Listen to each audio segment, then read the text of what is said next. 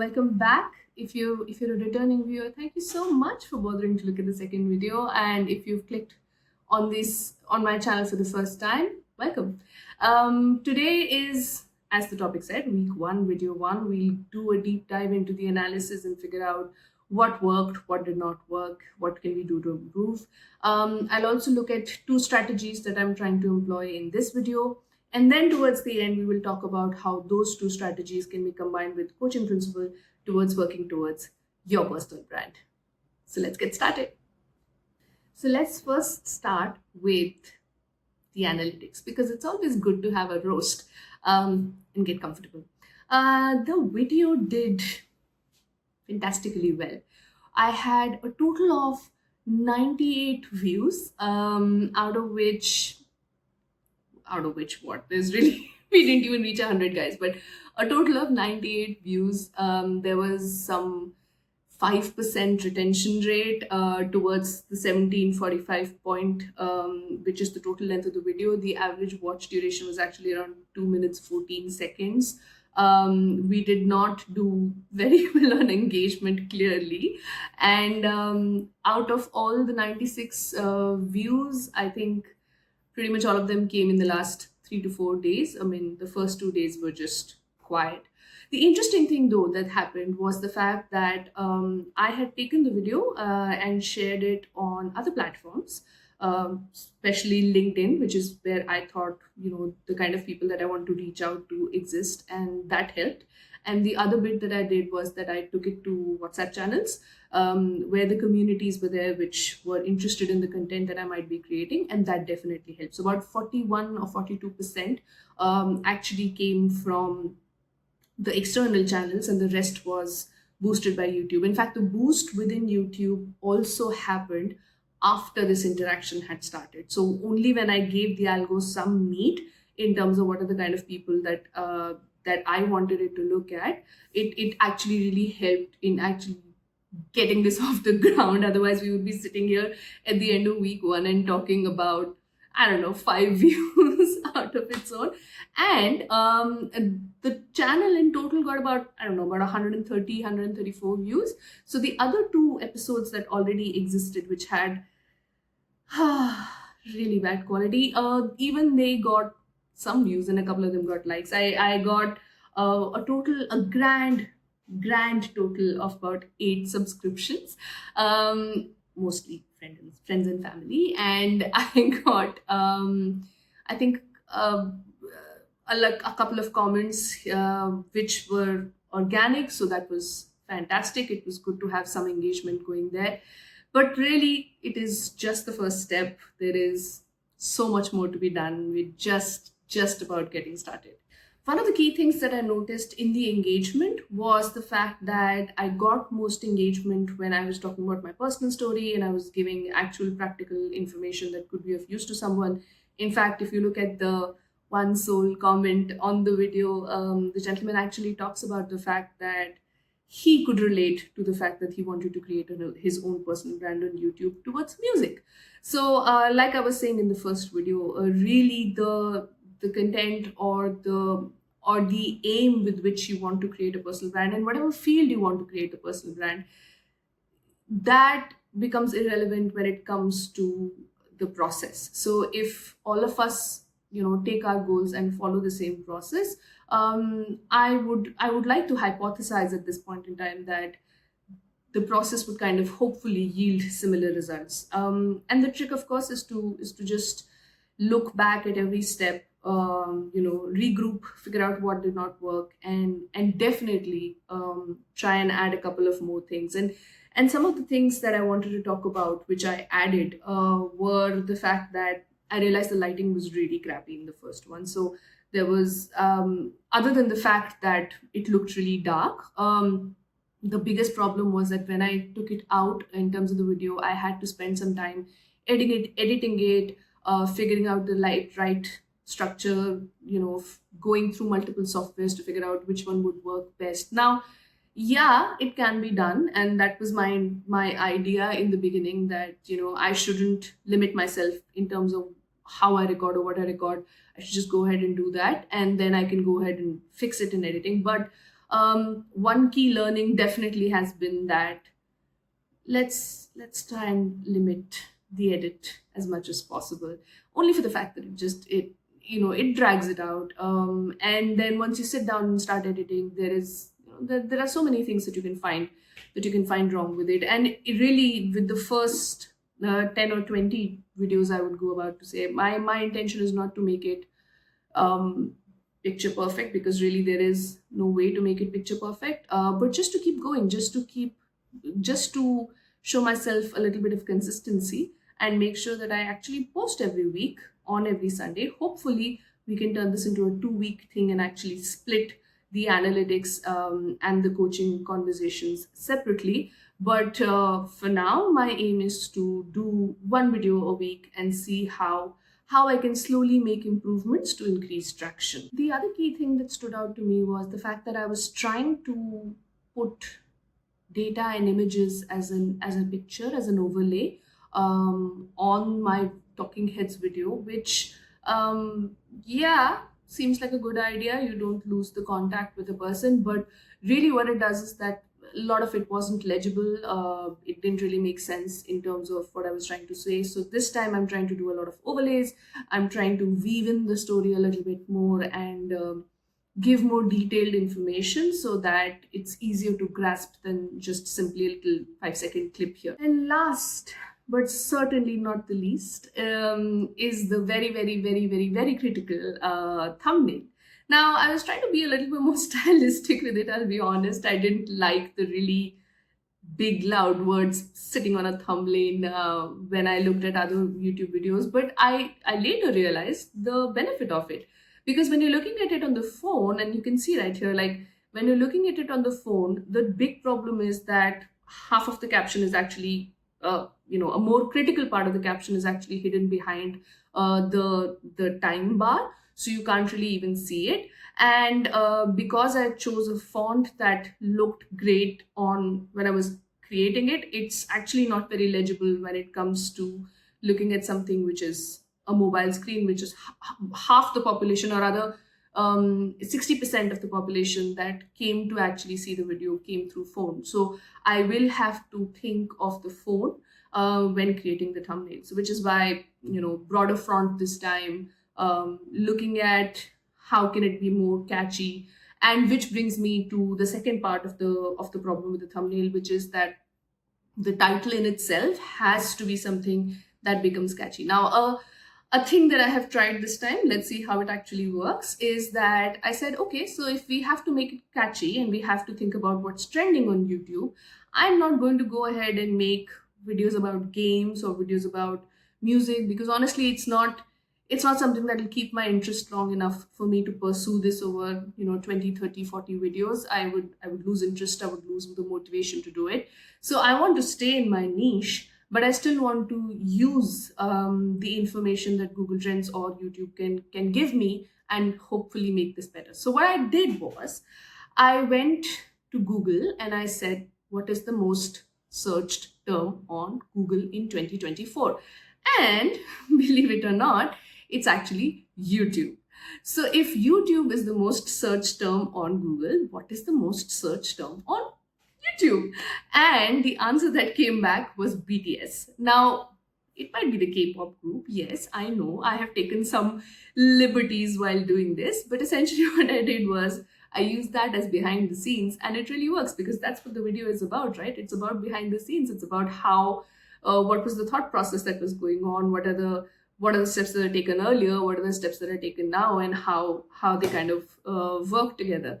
So yeah, my hope is that this thumbnail will catch more attention. It will catch the algo's attention and the audience's attention. And I will, of course, report back on that in the coming weeks. But now let's head to what other things that I did to improve. A big key change that I wanted to bring in this time, and the coaching principle that I wanted to talk about this time, was active engagement. And therefore, the whole intention behind this video is, how can I improve whatever I'm doing to bring more engagement? One of the things that I noticed when I was looking at the analytics was that my viewership or my audience retention rate falls, just it just plummets to the ground at about 2 minutes. And if you go back and watch the video, the 2 minute point is when I start to sort of ramble off into the horizon and talk about this, that, and the other, and the story loses its cohesiveness, for the lack of a better word. So therefore, a better, tighter storytelling this time, which is also inclusive of what are the principles of active engagement that I can create, were the two things that I wanted to focus on. Those were the two major strategies. In terms of cohesiveness, what I did was that I did not sit down and start reading off a teleprompter, because I realized that that sounds very robotic and it becomes difficult to do. But what I did was I wrote it down. I wrote the full script down. I wrote the outline of what I wanted to say, took it out, put it into ChatGPT, and said, "Hey, can you create chapters for me?" So now I can simply glance to the side, look at what I'm about to speak next, and then take it from there. And the other thing, again, to improve or to reduce the amount of time that I need to edit it, is that I took off sections. So, like, I'll speak for a certain amount on a particular topic and then stop recording. And then later, all I need to do is stitch off all of these videos. And that becomes so much easier than having to go through the video and figure out what to cut and what to keep. So, having shorter videos, which could possibly be trimmed up individually and then just clipped, slapped together, seems like it might be an easier way to do this, instead of having one long video. Because if you decide that you're going to go ahead and speak for 20 minutes at a stretch, rambling is bound to happen, or at least that's the case with me. So let's talk about active engagement first. Think about any brand really. No matter what industry any brand exists in, or no matter what job profile or profession you choose when you're thinking of your personal brand, there's bound to be competition. There's bound to be lots of people vying for the same role, lots of ideas that are going around. And once you have decided what your authentic version of your voice is going to be, you also need to constantly keep engaging with people, or with consumers of your brand, so that they stay interested. It's a conversation, and it needs to be on at all times. Um, Easier said than done a lot of times, because you can't possibly be engaged at the highest level at all times. But you can definitely choose certain parameters and say, yeah, these things are form the part of my basic, they form the part of my hygiene. I will always try and improve on them. So for instance, when I looked at how the analytics of the first video, I realized that there are certain things that I will definitely need to do for this to improve, and then whatever I hear from that, I will use that to improve further. And it's an ongoing process. You're going to slip once in a while. You're going to have a video with 96 views once in a while, but the point is to just keep going forward, and to keep realizing how you can do that. And one of the things about active engagement, which is key, I feel, and which gets missed by a lot of people, I feel, is that you don't always need to talk. Sometimes you just need to sit back and listen. In my case, it was about looking back at the analytics and actually taking in what that meant in terms of feedback. And for you, it could simply be to not put your voice, or to not put your opinion out so strongly that the other person, or the consumer, doesn't have a choice but to say, yeah, either I can keep listening to this or I can just tune it out, right? Engagement is a two-way street. We need to just be quiet sometimes, and actually listen to what the other person has to say. And who's to say that nothing good will come out of it? You will actually get to know the areas where you really need to improve. um, of course, making that improvement is your choice. because you need to stay true to what is being said, which is exactly what I was talking about. That yeah, if I just need pure play engagement, I should probably figure out a way to make gaming videos. I'm sure it's not that difficult. You can figure out a way to make gaming videos, but is that true to me? Not really. So therefore, yeah, I'm not going to run after the million views. But what I can run after is to say, can I get 1,000 views? Can we make this 10 times better than what it is? We don't need to look for the 1,000 times or the 100 times better, but let's focus on 10 times, because that works for me today. And then we'll evolve, and we'll keep listening, and basis on what we are hearing, we will decide what our next course of action needs to be. The second one was about effective storytelling.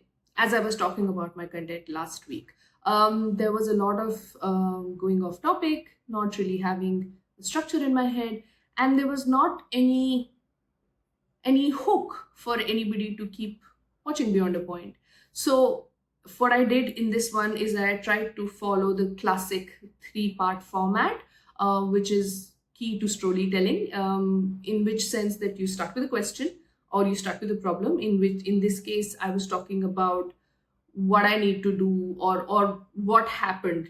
I gave context right off the bat, and in the first 30 seconds I also covered what is coming next. So there was I gave my viewers opportunities to say, yeah, I probably want to keep listening and see how this connection is made. So there is a problem, there is an improbable solution right now, and or an improbable connection in this case, and then there is a story that gets woven. And by hearing the beginning and the end, or having some semblance of the beginning or the end straight up, you could possibly, hopefully, figure out how your audience stays connected for longer. Now, I was talking to somebody about this whole concept, and one thing that they mentioned to me was that, well, it's not, what if it's not easy for me to tell the story? What if I'm not great at creating a story? And the question that came to my mind was, well, it's your story, right? I mean, yes, if you have an artistic flair to tell a story, definitely it'll help. Um, but who else can tell your story as well as you can? It is your story.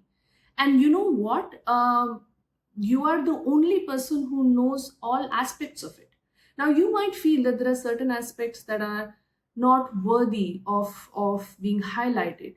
But unless you actually try it out with different aspects, or actually give some aspects enough of a shot, how would you know that these experiences or these learnings are not going to help you out in whatever it is that you're seeking in the future?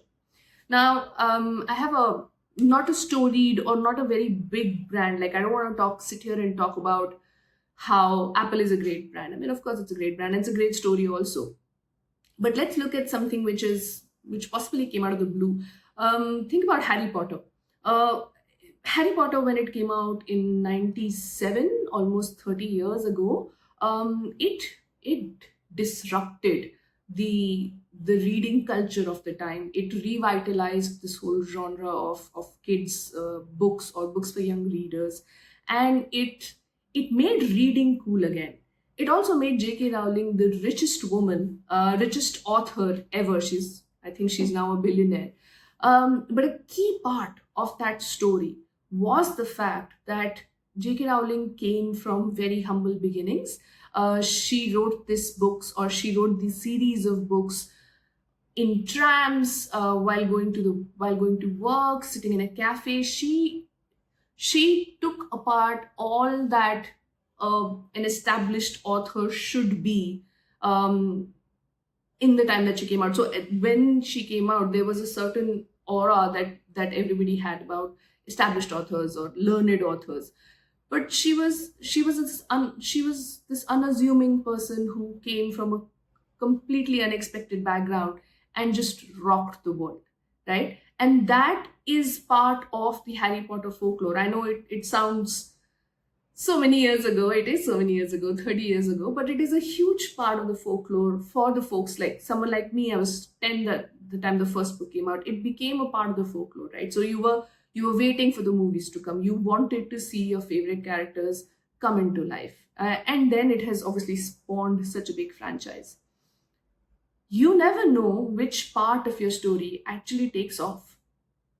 So we can sit back and we can sit with our stories and we can say that, yeah, it's probably not worth it.